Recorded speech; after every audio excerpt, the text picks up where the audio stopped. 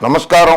బంధుమిత్రులందరికీ కూడా మీకు మీ కుటుంబ సభ్యులకి ఆరోగ్య అష్టైశ్వర్యాలు ప్రసాదించాలని ముక్కోటి దేవతలను సర్వమత దేవతలను మనసారా ప్రార్థిస్తూ తిప్పరాజు రమేష్ బాబు, సీనియర్ జర్నలిస్ట్, ఆంధ్రప్రదేశ్ ముఖ్యమంత్రి, యువజన శ్రామిక రైతు కాంగ్రెస్ పార్టీ వైఎస్ఆర్ కాంగ్రెస్ పార్టీ అధినేత జగన్మోహన్ రెడ్డి గారు అనేక సంక్షేమ పథకాలు ప్రవేశపెట్టి ప్రజలకి నేరుగా బ్యాంకు ఖాతాల్లోకి డబ్బు జమ చేస్తూ ఉండడం, ప్రజల్లో జనబలం పెరిగి జనంలో పార్టీకి బలం పెరిగి దూసుకెళ్తూ ఉండగా ఎన్నికలు ఇంకా దగ్గర 6 నెలలు ఉన్నది. మేలో జరగాల్సిన ఎన్నికలు ఉంటాయి. మార్చిలో నోటిఫికేషన్ రావచ్చు. జగన్మోహన్ రెడ్డి గారు ఏమో దూకుడుగా శాసనసభ్యుల్ని, లోక్సభ సభ్యుల్ని, నియోజకవర్గాల మార్పులు చేర్పులు చేర్చుకుంటూ కొత్త అభ్యర్థులకు అవకాశాలు కల్పిస్తూ దూసుకెళ్లిపోతున్నారు. పాపం ఆయనేమో బాబు గారు, చంద్రబాబు నాయుడు గారు పొత్తుల కోసం వెంపర్లాడుతూ అటు ఇటు తిరుగుతున్నారు. జనసేనతో పొత్తు కుదిరిపోయింది ఆల్రెడీ. ఇంకా కమ్యూనిస్టులు మిగిలి ఉన్నారు. CPI, CPM, Bharatiya Janata party తోటి విశ్వ ప్రయత్నాలు చేస్తున్నారు. అక్కడి నుంచి ఇప్పటి వరకు ఏం సమాధానం రాలా భారతీయ జనతా పార్టీ నుంచి సానుకూలంగా. ఇటుపోతే కాంగ్రెస్ పార్టీ నాయకుడు, కర్ణాటక ఉప ముఖ్యమంత్రి డికే శివకుమార్ గారిని బెంగళూరులో కలిశారు. కాంగ్రెస్ పార్టీకి 12 సీట్లు ఇవ్వడానికి సిద్ధమని కూడా ఆయనతో ఓ ప్రతిపాదన చేశారు. ఇవి కొత్త రాజకీయ సమీకరణాలే. మరి కాంగ్రెస్ పొత్తులోకి గనక వెళితే చంద్రబాబు నాయుడు గారు జాతీయంగా, దేశవ్యాప్తంగా భారతీయ జనతా పార్టీకి వ్యతిరేకంగా ఏర్పడినటువంటి ఇండియా కూటమి, కాంగ్రెస్ నేతృత్వంలోని ఇండియా కూటమిలో భాగస్వామి అయినట్లు చంద్రబాబు నాయుడు. మరి పవన్ కళ్యాణ్ గారేమో భారతీయ జనతా పార్టీ సారథ్యంలోని ఎన్డీఏ కూటమిలో ఉన్నారు. మరి 2 ఎన్డీఏ కూటమితో ఉన్న పవన్ కళ్యాణ్ గారు, ఇండియా కూటమితో ఉన్న చంద్రబాబు నాయుడు గారు కలిసి ఆంధ్రప్రదేశ్ ఎన్నికలలో పోటీ చేస్తాయా? అలా చేయడానికి కుదురుతుందా? అలా సాధ్యం కాదు కదా. కాకపోతే సాక్షిలోనేమో జనబలమే గీటురాయి, 24 అసెంబ్లీ 3 ఎంపీ స్థానాలకు పార్టీ సమన్వయకర్తలను నియమించిన ఆంధ్రప్రదేశ్ సీఎం జగన్, 175 స్థానాల్లోనూ విజయమే లక్ష్యంగా. ఇది జగన్మోహన్ రెడ్డి గారు చేస్తున్నటువంటి అభ్యర్థుల ప్రకటనలు. గత 55 నెలలుగా సంక్షేమాభివృద్ధి పథకాలు, చరిత్ర ఎరుగని విప్లవాత్మక సంస్కరణలతో సీఎం వైఎస్ జగన్ జనరంజక పరిపాలన అందిస్తున్నారు.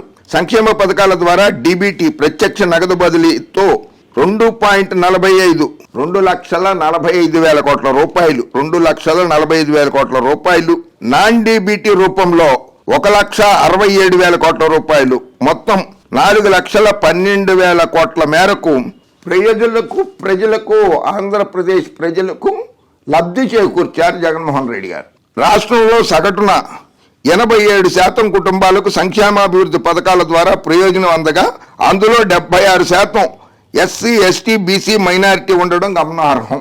రాష్ట్రంలోని 87% కుటుంబాలకి ఏదో ఒక సంక్షేమ పథకం ద్వారా లబ్ధి పొందారు. అందులో 76% మంది, 75% ఎస్సీ, ఎస్టీ, బీసీ, మైనారిటీలే ఉన్నారు. బాబు గారు, మీరు ఎప్పుడన్నా ఇటువంటి పథకాలు ప్రవేశపెట్టారా? చంద్రబాబు నాయుడు గారు ఇలా ఎస్సీ, ఎస్టీ, బీసీ, మైనారిటీలకి లబ్ధి చేకూర్చేలాగా ఎప్పుడైనా చూశారా? ఎస్సీలు మీకెందుకు రాజకీయాలు అంటాడు మీ పార్టీ ఎమ్మెల్యే చింతమనేని ప్రభాకర్. మత్స్యకారులను తోక కత్తిరిస్తానంటారు మీరు. బీసీలని మిమ్మల్ని లోపలికి రానివ్వడమే తప్పు. నోర్మూయిండా అన్నారు బీసీలని పట్టుకుని. మీరు గోల చెయ్యగా ఎన్ఎండి ఫారూక్ గారికి మంత్రి పదవి ఇచ్చారు. ఓ మంత్రి పదవి కూడా ఇవ్వలేదు మీరు అంతకుముందు ముస్లింలకి. జగన్మోహన్ రెడ్డి గారు ఏకంగా ఉప ముఖ్యమంత్రి పదవి ఇచ్చారు. ప్రతి కుటుంబం, ప్రతి గ్రామం, ప్రతి నియోజకవర్గంలో తీసుకొచ్చిన మార్పులు కళ్ళెదుటే కనిపిస్తున్నప్పుడు 175కు 170 స్థానాల్లోనూ విజయం సాధించడం సాధ్యమేనని పార్టీ శ్రేణులకు సీఎం వైఎస్ జగన్ దిశానిర్దేశం చేస్తూ వస్తున్నారు. చేసిన మంచిని ప్రజలకు చెప్పి వారితో మమేకమై మరింత మేలు చేయడానికి ఆశీస్సులు కోరాలని ఎమ్మెల్యేలు, సమన్వయకర్తలకు మార్గనిర్దేశం చేశారు. ప్రజలతో మమేకం కాకుండా వారి మనసు చూడగొనలేని వారికి టికెట్లు ఇవ్వలేనని ఆది నుంచి సీఎం జగన్ తేల్చి చెప్తూ వస్తున్నారు. అది ప్రజల్లో ఎవరైతే సరిగ్గా పనిచేయలేదో, గడప గడపకి ప్రోగ్రాంలో పాల్గొనలేదో, బస్సు యాత్రలో పాల్గొనలేదో అటువంటి వారందరినీ గుర్తించి ఎక్కడెక్కడైతే శాసనసభ్యుల మీద వ్యతిరేకత ఉన్నదో అక్కడ అభ్యర్థులను మారుస్తున్నారు ఆయన. దాని గురించి ఈనాడు పేపర్కి, ఆంధ్రజ్యోతి పేపర్కి భయం ఎందుకు? మీకెందుకు భయం? ఆయన పార్టీలో ఆయన పార్టీ అభ్యర్థులను ఆయన మార్చుకుంటారో అది ఆయన ఇష్టం.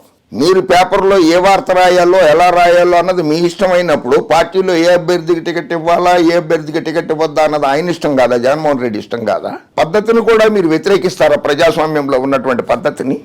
అసలు మీకు ప్రజాస్వామ్యం అంటే నమ్మకం ఉందా? పచ్చ మీడియా ఎలాస్ రాష్ట్ర ప్రజలకు చెప్పండి.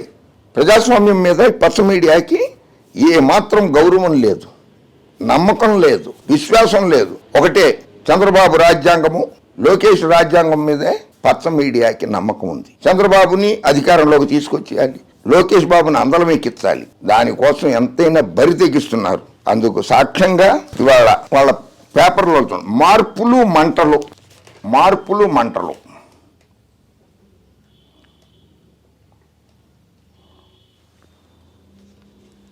ఏపీలో ఎంపీ ఎమ్మెల్యేలకు బదిలీలు.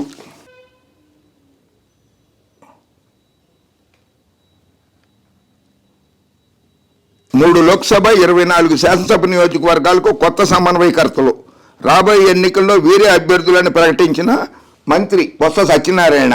ఆఖరి నిమిషం వరకు మార్పులు చేర్పులు కొనసాగుతాయని కూడా వెల్లడి. అని మార్చుకుంటారు. చంద్రబాబు నాయుడు గారికి, అటు పవన్ కళ్యాణ్ గారికి ఇది 2 పార్టీలకి 175 మంది అభ్యర్థులు లేరు. పోనీ 2 పార్టీలు కలిసి పోటీ చేసినా కూడా, 2 పార్టీలు తెలుగుదేశం పార్టీ, జనసేన పార్టీ కలిసి పోటీ చేసినా కూడా 175 మంది అభ్యర్థులు దొరకరు, వాళ్ళకి లేరు. అందుకని పోనీ కాంగ్రెస్తో కలుపుకోండి. Telugu Desam party, Janasena party, Congress party 3 పార్టీలు కలిసినా కూడా 175 మంది లేరు. అందుకని కమ్యూనిస్టులను కలుపుకుందాం. తెలుగుదేశం, జనసేన, కాంగ్రెస్ పార్టీ, కమ్యూనిస్ట్ పార్టీలు కలిసి పోటీ చేసిన 175 మంది అభ్యర్థులు దొరకరు. అభ్యర్థులు ఇన్ ద సెన్స్ పార్టీలో ఏదో సామాన్య కార్యకర్తకో ఎవరికో ఒకళ్ళకి టికెట్ ఇవ్వటం కాదు.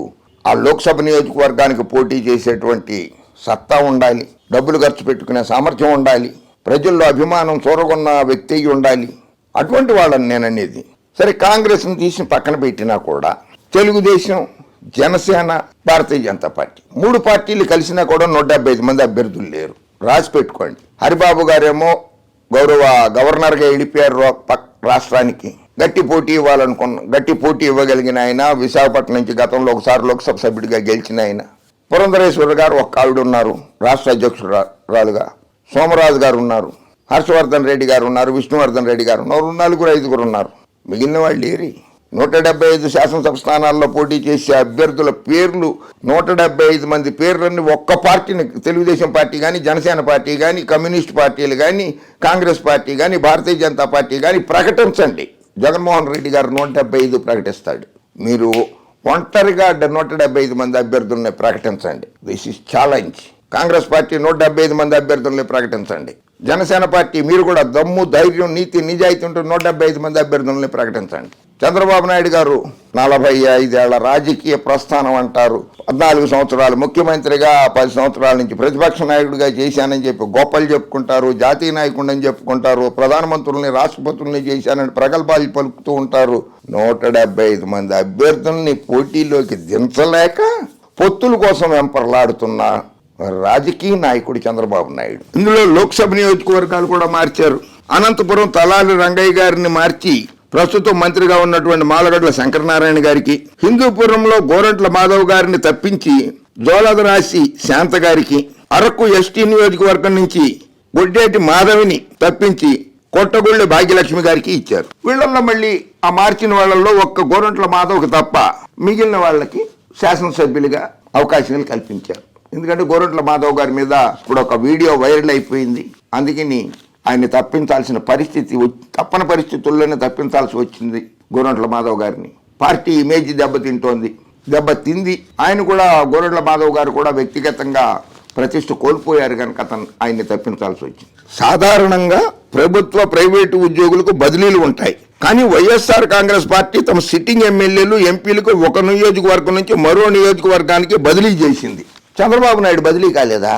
చంద్రగిరి శాసనసభ స్థానం నుంచి పోటీ చేసి కుప్పం శాసనసభ స్థానానికి వెళ్ళాడే, అది బదిలీ కాదా? దాన్ని ఇంగ్లీష్లో ట్రాన్స్ఫర్ అంటారు, అంతే కదా రామోజీ గారు? అది బదిలీ కదా?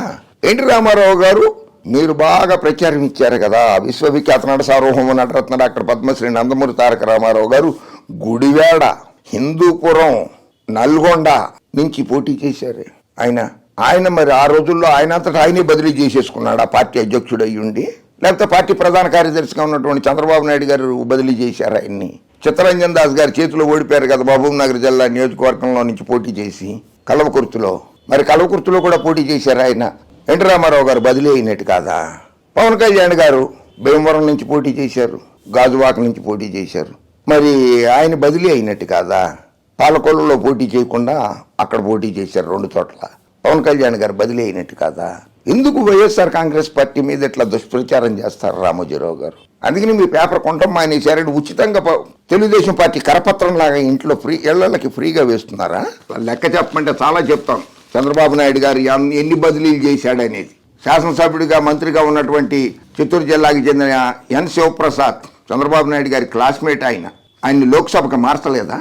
లోక్సభ సీటు ఇచ్చి ఎంపీగా గెలిపించలేదా? ఆయన్ని బదిలీ చేయలేదా? అది బదిలీ కాదా? ఆంధ్రప్రదేశ్ ప్రభుత్వ సలహాదారు సజ్జల రామకృష్ణారెడ్డితో కలిసి ఏపీ మంత్రి బొత్స సత్యనారాయణ ఈ పేర్లు ప్రకటించారు. ప్రస్తుతం ఎంపీలుగా ఉన్న పలువురిని శాసనసభ నియోజకవర్గాల సమన్వయకర్తలుగా నియమించారు. మరికొందరు ఎమ్మెల్యేలను, వీరిలో కొందరు మంత్రులు ఉన్నారు, వేరే నియోజకవర్గాల్లో సమన్వయకర్తలుగా నియమించారు. మరికొన్ని చోట్ల కొత్త వారికి చోటిచ్చారు. అది జగన్మోహన్ రెడ్డి గారి ఇష్టం, అది ఆయన పార్టీ.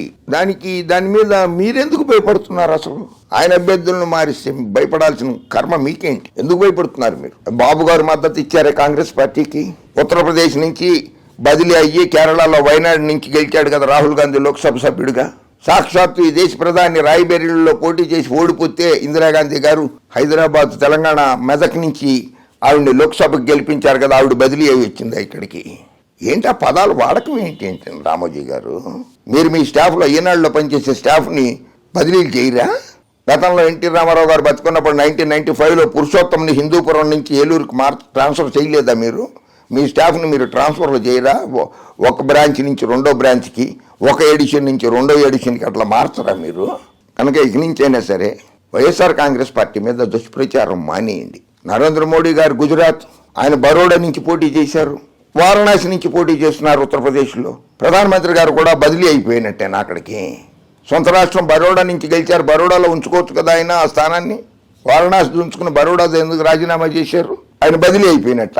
కనుక ఇక నుంచైనా వైఎస్ఆర్ కాంగ్రెస్ పార్టీ మీద, వైఎస్ జగన్మోహన్ రెడ్డి గారి మీద వ్యక్తిగత విమర్శలు, పార్టీ మీద విమర్శలు, సద్విమర్శలు చేయండి, అందరూ ఆనందిస్తారు. ఎస్సీ, ఎస్టీ, బీసీ, మైనార్టీలకు అందుతున్న సంక్షేమ పథకాల గురించి రాయండి, అవి ప్రచారం చేయండి, ప్రజలు ఆదరిస్తారు. ఓకే, జై హింద్.